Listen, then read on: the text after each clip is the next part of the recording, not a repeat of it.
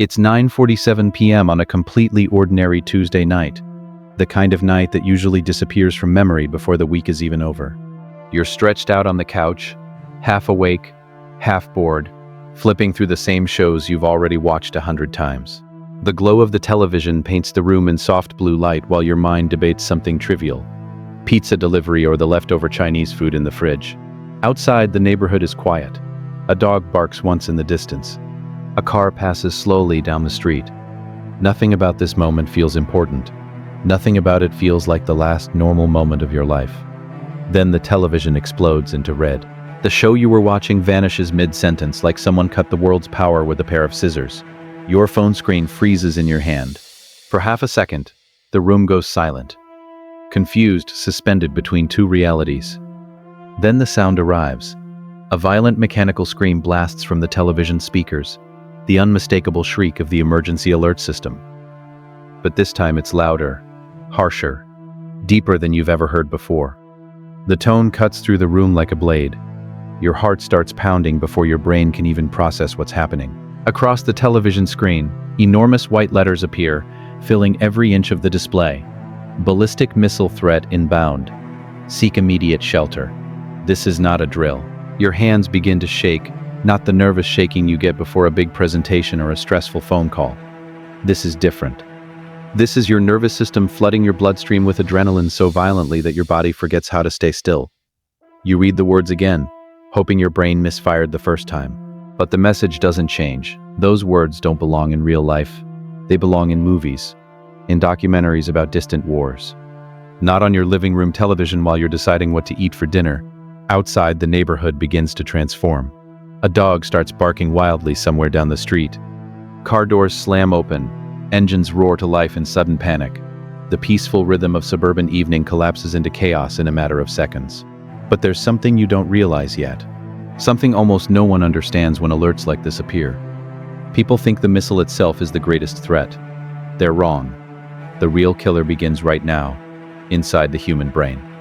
Because when your mind is given maximum terror and zero information, it stops functioning the way you think it does. In the next few minutes, the most dangerous thing in the city won't be the missile traveling across the sky.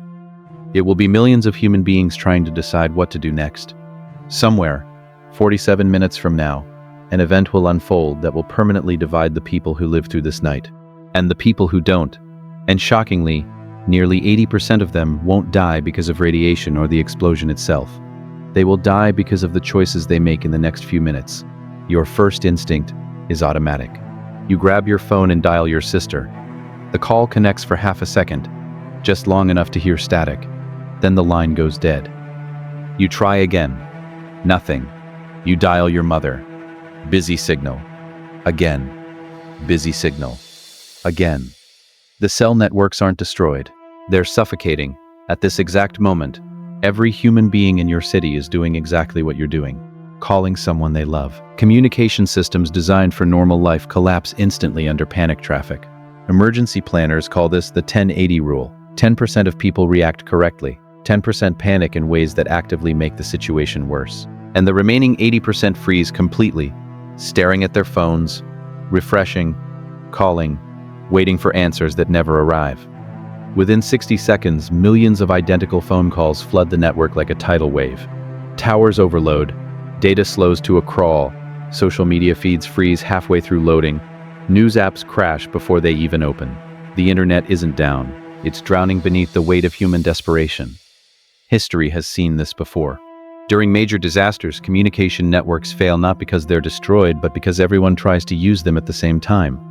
In Hurricane Sandy, entire regions lost mobile access, simply from network overload. The technology worked perfectly, until millions of frightened people tried to use it simultaneously. Now your world becomes dangerously quiet. The television continues flashing the same terrifying message over and over. No timeline, no explanation, just the command, seek immediate shelter. Shelter from what? In 5 minutes? In an hour? You don't know. Research into emergency alerts shows something disturbing. The average person spends 6 to 8 minutes doing nothing after receiving a warning like this. 6 minutes of pure cognitive paralysis while the brain struggles to accept that the world has just changed forever. Those minutes are where survival is decided. And right now you're burning through them. You move slowly toward the front window and pull the blinds apart just enough to see the street. The transformation is immediate and terrifying. Every house on the block is suddenly glowing with lights. Doors are slamming open. People are running back and forth across driveways, throwing bags into car trunks like they're escaping a fire. Across the street, Mrs. Chen is stuffing suitcases into the back of her sedan while her husband tries to calm a screaming baby. 2 houses down, Mr. Rodriguez is grinding the ignition of his pickup truck in a panic, pumping the gas pedal even though it's already running. Tires squeal as someone reverses blindly out of their driveway and smashes straight into a mailbox, plastic exploding across the pavement. This is something emergency planners call shadow evacuation. It happens in nearly every disaster. 60 to 80% of people flee immediately, even when no evacuation order has been given. Entire cities attempt to escape simultaneously, turning roads into lethal traps. The instinct feels logical. When danger appears, humans run. Your hand reaches automatically for your own car keys. Every primal survival instinct inside you is screaming the same command: leave. Now. But the brutal mathematics of disaster say something very different. If you get into your car right now, you are probably dead. History has proven it again and again. During Hurricane Rita, more than 2 million people tried to evacuate Houston at the same time. Highways turned into 100-mile parking lots. Cars sat motionless for 18 hours. People ran out of gas. Some died of heat stroke while trapped on the road. And they had 3 days of warning. You have minutes. Urban road networks are designed to move maybe 15% of a city's population efficiently. Each lane of highway can carry around 1,800 vehicles per hour under perfect conditions. But when 80% of a metropolitan area tries to move simultaneously, the system doesn't slow down. It collapses. Exit ramps clog up. Highways become immovable rivers of steel. If you join the exodus now, you won't escape anything. You'll become part of a synchronized panic involving millions of people blocking every road out of the city. And when the moment comes, you'll still be sitting there, trapped inside a metal box, surrounded by thousands of others who made the exact same decision. You've experienced normal rush hour traffic before. That's maybe 10% of a city moving in predictable patterns people repeat every single day. Now imagine everyone moving at once, while terrified, confused, and making life or death decisions they've never faced before. The roads will not save you, which means the decision you're about to make is the hardest one human instinct can face. Instead of running, you stay. You let the car keys slip from your hand. They hit the floor with a dull metallic clink that echoes louder than it should in the quiet house. For a moment, you just stare at them, lying there on the hardwood floor like a decision you've already made. Then you step away from the window, slowly pulling the blind shut. Outside, engines roar and tires screech as your neighbors flood onto the streets, fleeing into the night. But you do something that feels completely unnatural to every survival instinct in your body. You turn the deadbolt on your front door, and you choose to stay. In that single moment, without fully realizing it, you've just changed your odds of surviving tonight. Statistically, the people who run immediately during mass panic events place themselves in the most dangerous environments imaginable. Traffic, confusion, crowds, accidents, blocked escape routes. By staying where you are, your survival probability quietly climbs from something close to 30% to nearly 70%. But survival isn't guaranteed yet. In fact, the most critical minutes of the entire night are just beginning. The panic that filled your chest a few minutes ago begins to transform.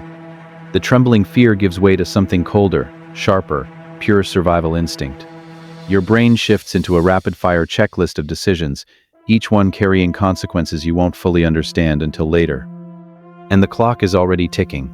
The first thing you do is kill the lights. Every lamp, every overhead bulb, even the tiny glowing LED on the coffee maker in the kitchen. The house sinks instantly into darkness, broken only by the faint orange glow leaking through the blinds from the streetlights. It feels strange, almost primitive, sitting inside your own home in complete darkness. But there's a reason. Modern power grids depend on thousands of interconnected control points. If even a handful of those nodes fail during wartime strikes or cyber attacks, cascading blackouts can ripple across entire regions in less than an hour.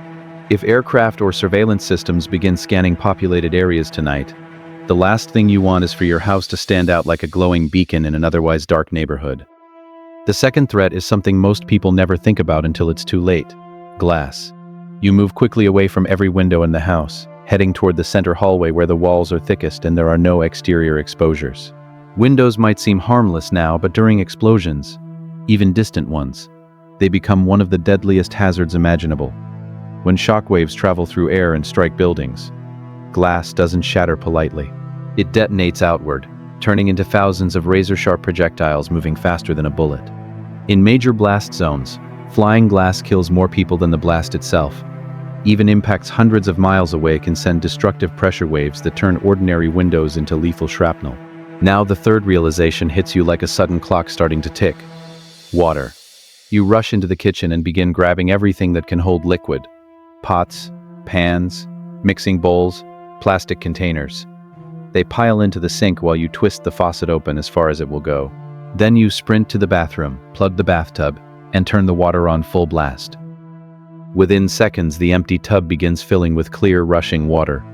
Modern cities depend on electric pumps to keep water flowing through the system. The moment the power grid fails, those pumps stop working. No pressure, no water. And grocery stores won't save anyone either. Most urban stores operate on just-in-time inventory systems, meaning nearly 3/4 of them carry less than 3 days of supplies on their shelves. Water is the first resource to disappear. As the tub slowly fills, you hear something strange echo through the pipes, a shuddering vibration that runs through the walls of the house. It's faint, but unmistakable. At first it sounds like mechanical noise, but then you realize what it really is. Thousands of your neighbors just had the same idea. All across the city, people are turning faucets on simultaneously, draining the pressure from the system. The water stream begins to weaken slightly, dropping from a steady roar to a softer rush. The clock on the water supply has already started. You reach for the small battery-powered emergency radio stored in the drawer near the kitchen table. With a soft click, it comes alive, filling the dark house with bursts of static before finally locking onto a signal. A tense voice pushes through the interference. Emergency broadcasts confirm the warning. Citizens are advised to remain indoors. Do not attempt travel on major highways. Stay in your current location. The message sounds calm, controlled, but the translation is obvious. The roads are already death traps. Then the announcer says something that sends a cold wave through your chest.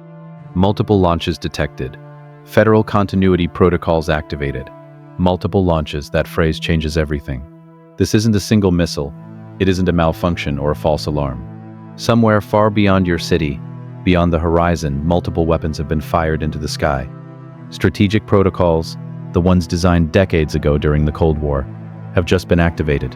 You are now living inside a scenario that humanity has spent 80 years hoping would never happen again. War has returned to the nuclear age. You retreat deeper into the house, settling into the narrow interior hallway where there are the fewest exterior walls. The bathtub is finally full. You turn the water off just as the pressure weakens even more. Your phone sits in your hand at 20% battery, its screen glowing weakly in the darkness. With no way to charge it if the power fails, you power it down completely. Silence creeps back into the house. The radio continues whispering the same instructions through waves of static. Remain indoors. Avoid travel. Stay sheltered. But there's something the broadcast doesn't say directly. Something that disaster research has proven again and again. Emergency systems collapse during events like this. Hospitals reach maximum capacity within 90 minutes of large-scale casualty events. Emergency call centers become overloaded with tens of thousands of calls at once. Response times stretch from seconds to hours, and eventually the systems stop responding entirely, which means one simple truth has just become reality. You are your own first responder now. Curiosity pulls you quietly toward the front door. You lean forward and peer through the small peephole. The street outside has become eerily silent. Only the dim glow of streetlights illuminates the aftermath of the sudden evacuation wave. The evidence of panic is everywhere. A laptop bag lies abandoned in the road. A child's backpack sits half open on the sidewalk. A coffee mug has shattered across the asphalt, leaving dark liquid stains spreading slowly between the cracks in the pavement. Mrs. Chen's car is gone. The Johnson family's pickup truck is gone. Driveways that were full an hour ago now sit empty, like missing teeth in a dark smile. The evacuation wave passed through the neighborhood quickly and violently, pulling people away in a desperate attempt to outrun something they could never see. You sit down in the dark hallway and lean back against the wall. The strangest part isn't the fear of the explosion anymore. It's the silence. Moments ago, the neighborhood was filled with screaming engines and frantic movement. Now it feels like the entire world has paused to hold its breath. The house around you settles into the quiet rhythm of ordinary life. The refrigerator hums softly in the kitchen. The water heater clicks somewhere behind the walls. Normal sounds in a world that is no longer normal. The radio crackles again with an update. Impacts confirmed in multiple metropolitan areas. Radioactive fallout expected within 6 hours. 6 hours. You check your watch. 11:23 p.m. By 5:23 a.m., invisible radioactive particles could begin drifting through the air outside your house. You won't see them, you won't smell them, but they'll be there, carried by wind currents across entire regions. Outside, something moves slowly through the empty street. A stray cat walks beneath the streetlight, tail raised confidently like nothing unusual has happened. It stops for a moment beneath the yellow glow, sits down calmly, and begins licking its paw as if the world hasn't just changed forever. When it's finished, it continues down the sidewalk, disappearing quietly into the shadows. Life continues, even when civilization falters. You pull your knees close to your chest and sit there in the dark, listening to your breathing. The math of survival drifts through your mind. A human being can survive roughly 3 days without water, 3 weeks without food. If you ration carefully, the water you've stored tonight might last a week. But survival isn't just about the next few days. History shows that in nuclear conflicts, most civilian deaths don't occur during the explosions themselves. They happen in the weeks afterward. When medical systems fail, food supply chains collapse, clean water disappears, and the fragile infrastructure that keeps society functioning begins to unravel piece by piece. The street lights outside flicker once, briefly dimming before returning to their steady glow. For now, the power still holds. You close your eyes in the darkness and begin counting your own heartbeats. Somewhere far above the clouds, aircraft move silently across the night sky, too high to see, too fast to identify. The radio continues murmuring updates about a war unfolding across continents. And you sit there, alone in the hallway of a house that has suddenly become your entire world, listening to a global conflict that began while you were simply trying to decide what to watch on Netflix. The world ended at 9:47 p.m., and everything that comes next will decide who survives the morning.